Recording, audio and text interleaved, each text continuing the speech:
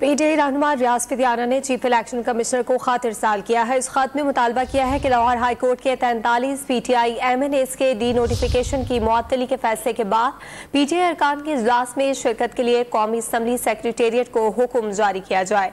Non news के नुमाइंदे नादिर गुराबानी से मजीद जानते हैं। नादिर, बताइएगा, चीफ इलेक्शन कमिश्नर को लिखे गए खत में मजीद क्या इस्तदा की गई है? तहरीक इंसाफ के रहनुमा रियाज फिदियाना की जानिब से चीफ इलेक्शन कमिश्नर को एक खत लिखा गया है और उस खत में ये कहा गया है कि स्पीकर कौमी असम्बली की जानिब से एक जो 43 अरकान थे उनके इस्तीफे मंजूर किए गए और उसी मंजूरी के बाद इलेक्शन कमीशन ने डी नोटिफाई किया उन तमाम 43 अरकान को।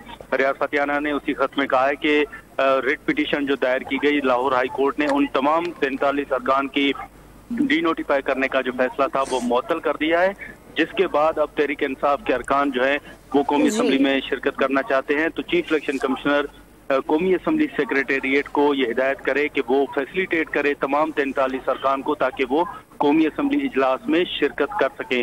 तो इस वक्त जो खत लिखा गया है तहरीक इंसाफ की जानिब से, उसमें मजमूई तौर पर एक ये मुतालबा रखा गया है कि तहरीक इंसाफ के अरकान जो है वो इजलास में शिरकत करना चाहते हैं, लेकिन कौमी असम्बली सेक्रेटेरिएट उनको फैसिलिटेट नहीं कर रही। इसलिए इलेक्शन कमीशन कौमी असम्बली सेक्रेटेरिएट को ये हिदायत करे कि वो तमाम 43 अरकान को कौमी असम्बली इजलास के होने जो अब आइंदा इजलास होंगे उन इजलासों में शिरकत को यकीनी बनाने के लिए वो तमाम 43 अरकान को फैसिलिटेट करें। बहुत शुक्रिया नादिर, आपने अपडेट किया।